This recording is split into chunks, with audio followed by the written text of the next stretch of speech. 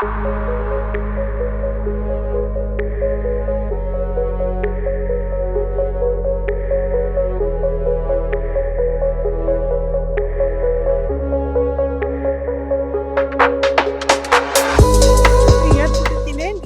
என் துதியை சொல்லி வருவார்கள். அப்படிதான் வசனம் சொல்லுகிறதுங்க.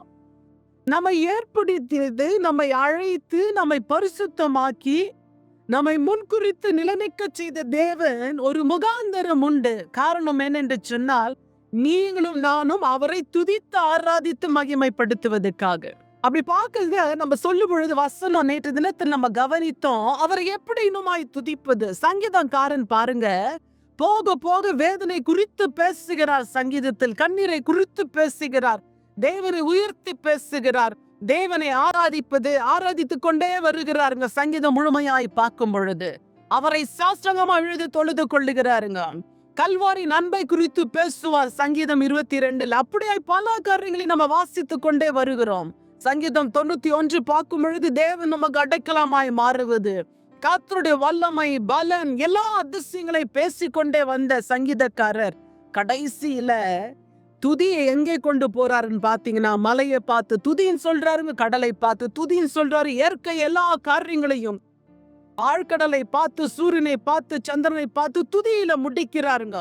ஏனென்றால் அவர் துதிக்கு பாத்திரர், கனத்துக்கு பாத்திரர், மகிமைக்கு பாத்திரர். இந்த வருடத்தில் உங்க வாழ்க்கை மீண்டுமாய் துதியில அடுத்த கட்டத்துக்கு கடந்து செல்ல வேண்டும்.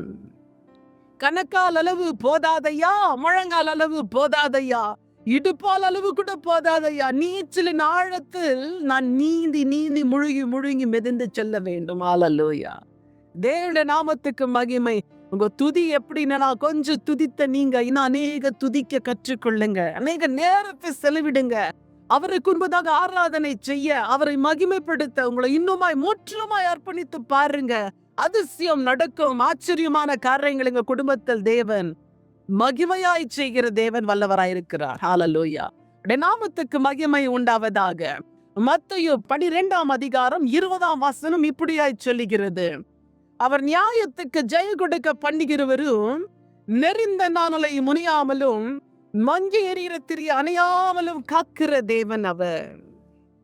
நெறிந்த நாணலை அவர் முறியாமலும் இருக்கிற தேவன், முறிக்காம காத்து கொள்ளுவார். அவன் ஜெயம் கொடுக்கிற தேவன். எப்படி ஜெயம் கொடுக்கிறார் தெரியுங்களா?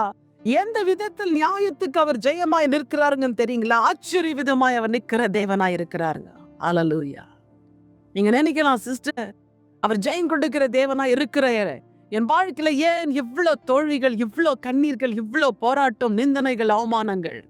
நீ நீதியும் நியாயத்தின் வழியிலே நடந்த யாவையும் நீர் அனுபவித்துக் கொண்டிருக்கும் பொழுது நிச்சயமா எனக்கு ஒரு விடுதலை உண்டு, ஒரு ஜெயம் உண்டு என்று கர்த்தர் இந்த வசனத்தில் பேசுகிறார். அவர் நியாயத்துக்கு ஜெயம் கொடுக்கிற தேவன் என்று வசனம் சொல்லுகிறது. உங்களுக்கு எல்லாருக்குமே தெரியும், நாணலை எங்கே தெரியுமா வெளிகிறது? இந்த தண்ணீர்கள் ஓரமாய் அது வளரும்.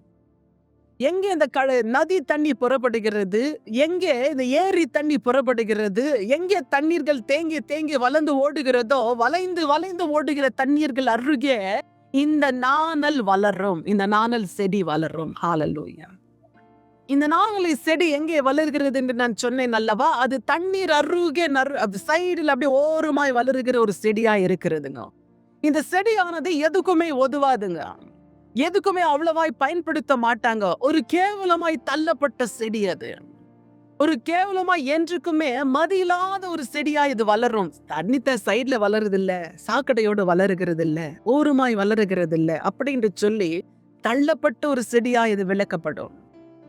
அதிகம் கம்பீரம் இல்லாதது இந்த செடி, அழகில்லாதது, மதியற்றது, புத்தீனமாய் வளர்கிற ஒரு செடியாய் அப்படியே வளருங்க. இந்த நாணல் செடியானது குணம் என்று சொன்னால், எந்த பக்கம் காத்து வீசுகிறதோ அந்த பக்கம் சாஞ்சிடும், எந்த பக்கம் மழை அடிக்கிறதோ, தென்றல் அடிக்கிறதோ அந்த பக்கம் சாய்ந்து விழுந்து வளர ஆரம்பிக்கும். நீங்க எப்படி விடுகிறீர்களோ அந்த சூழ்நிலைக்கு ஏற்ற மாதிரி இந்த செடி வளர்ந்து கொண்டே போகும். அது பேரு தான் நாணல். ஹல்லேலூயா.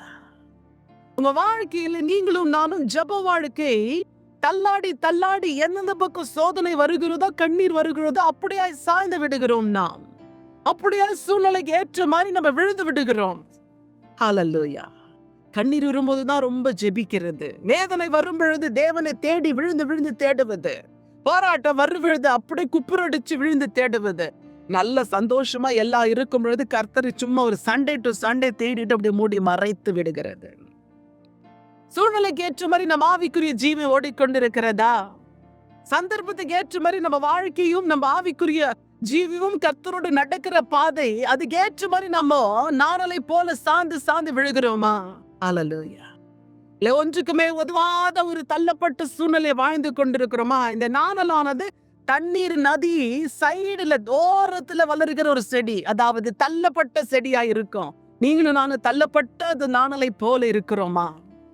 அப்படியே இது கசிங்கி உடைஞ்சிடுங்க. அந்த நாணல் பாப்பதுக்கு ரூபம் இல்லை, அழகு இல்லை. ஹல்லேலூயா. எல்லாரும் சொல்லலாம், இந்த பொண்ணு நல்லாவே இல்லை, அழகாவே இல்லை, படிக்கல, ஒன்றுக்கும் ஒதுவில்ல. என் குடும்ப பெண்களை பார்த்து சொல்லலாம், நீ ஒன்றுக்கும் ஒதுவில்ல, உனக்காக திருமணம் செய்து கொண்டேனோ. சில பேர் சொல்லலாம், ஐயோ இவரை எதுக்குதான் நான் கல்யாணம் பண்ணிக்கிட்டேனோ, இவரை கட்டிக்கிட்டு இருந்ததுல என்னால போதாது. கணவரை பார்த்து மனைவி சொல்லலாம், மனைவியை பார்த்து கணவர் சொல்லலாம். அல்லது ஆவிக்குரிய ஜீவத்தில் சபையில் எல்லாரும் எழுந்து பிரகாசிக்கலாம், நீங்களும் நானும் மூலையில விழுந்து கட்டுக்கலாம் நாணலை போல. ஆனா கர்த்தர் சொல்றாருங்க, இந்த நாணல் எதுக்குமே உதவாத நாணலை கர்த்தர் எப்படி காப்பார் என்ற வசனம் தான் இது. கண்ணீரினால நெறிஞ்சு போயிருக்கிற உள்ளம், கண்ணீரினால உள்ளம் கொடங்கி போயிருக்கிறது, மடங்கி போயிருக்கிறது, நொறுங்குண்ட இதையும் நறுங்குண்ட ஆவியா இருக்கிறது. கர்த்தர் சொல்றாரு, நெறிந்த நாணலை நான் முறிந்து போக விட மாட்டேன். பாவத்துல செய்து செய்து நீ நெறிந்து போயிருக்கிறாயோ, உன்னை முறிஞ்சு போக விட மாட்டேன். கண்ணீரில நனைந்து நனைந்து நீ முறிஞ்சு போயிருக்கிறாயோ, உன்னை முறிந்து போக விட மாட்டேன். வேதனை, துன்பம், கசப்பு, அவமானம், நிந்தனை, உன்னை நான் முற்றிலுமாய் முறிந்து போகவே விடமாட்டேன். ஹல்லேலூயா. விடமாட்டேன், நம்ம விடவே மாட்டேன். கர்த்தர் கரத்துல பிடிச்சுக்குவார். இந்த நாணலுக்கு ஒரு அழகான ஒரு குணம் உண்டுங்க. எப்படி தெரியுங்களா? இதுக்கு மதிப்பு எப்ப தெரியுங்களா வரும்? இந்த நாணல், இந்த செடிக்கு இது கீழே நல்லா வளர வளர இது 1.5 அடி தூரத்துல இருந்து 5 அடி மட்டும் இது வளரக்கூடிய ஒரு செடியா இருக்குங்க. இந்த செடி இப்படி வளர்ந்த உடனே என்ன செய்வாங்கன்னா, இதுக்கு மதிப்பு எப்ப தெரியுங்களா வரும்? அந்த செடியில இருக்க கம்பு மாதிரி கோல் மாதிரி வரும். அதை எடுத்து அதுல இருந்து தான் நல்ல இசைக்கிற புல்லாங்குழல் இல்லைங்களா, நல்ல ஊதுகிற ஃப்ளூட்டா இது மாறுங்க.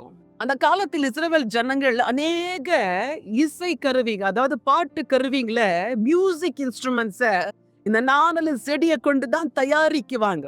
இது நல்லா வளரணும். ஒரே பக்கம் சாஞ்சு வளர்ந்தா அது ஆகாது. நேரா வளர வளர என்ன பண்ணுவாங்க, கட் பண்ணி மியூசிக் இன்ஸ்ட்ருமெண்டா மாத்துவாங்க. அதுதான் நாணலின் செடி. சகோதரியே, உன் வாழ்க்கையில இன்ற தினத்தில் நீ எதுக்கும் உதவாத ஒரு நாணலின் செடியை போல இருக்கிறாயா? கர்த்தரின் துதியின் பாட்டை சொல்லுகிற நாணல் நீ என்றது மறந்து விடாதே. உனக்குள்ள துதியை வைத்திருக்கிறார், உனக்குள்ள புதிய பாடலை வைத்திருக்கிறார், உன் நாவில புதிய கீதமாய் இருக்கிறார். மனோகர கீதங்கள் சத்தத்தில் வாசமா இருக்கிற தேவனுக்கு பாடலை ஏறெடுக்கிற நாணல் செடி நீ தள்ளப்பட்டலா இருந்தாலும் கர்த்தர் உன்னை கொண்டு பயன்படுத்த வல்லவராய் இருக்கிறார்.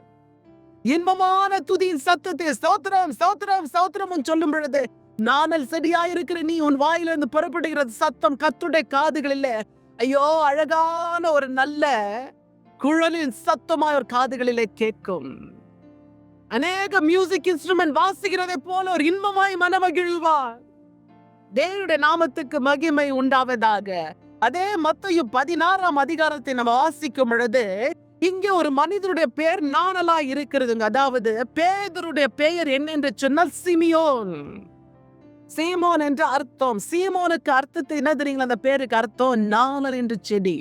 இவருடைய குணம் எப்படின்னா, எந்த பக்கம் எப்ப வந்தாலும் சாய்வாரு, திடீர்னு மறுதளிக்குவாரு, திடீர்னு விசுவாசத்தை கொட்டுவாரு, திடீர்னு ஜபத்தை கொட்டுவாரு, துணிந்து துணிந்து பேசிடுவாரு, என்ன பேசுறோன்னு தெரியாது, எதுனா மாட்டிக்குவாரு. அதுதான் நாணல் செடி. அதுதாங்க சிமியோன். அப்படிதாங்க இருந்தாரு பேதுரு.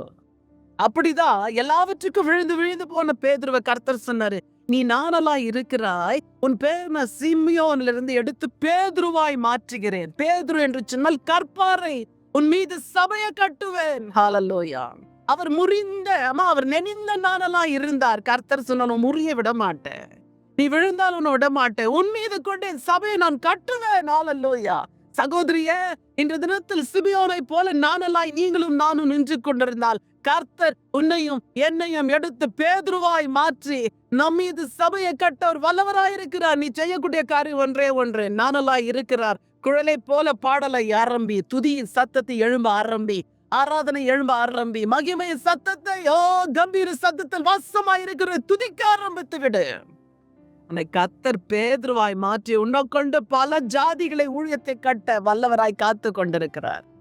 நீ நினைக்கலாம், வீட்டுல எங்கேயோ உக்காண்டிருக்கேன் சிஸ்டர், சமைச்சு குடும்பத்தை பார்த்துட்டு இருக்கிறேன், இந்த குடும்பத்துக்கு உழைச்சு ஓடா போயிட்டு இருக்கேன் சிஸ்டர் அப்படின்னு சொல்லி தகப்பனும் கணவரும் சகோதரரும் சொல்லலாம். இல்லம்மா, நீ நனைந்து போயிருக்கிறாய், நெறிந்து போயிருக்கிறாய்.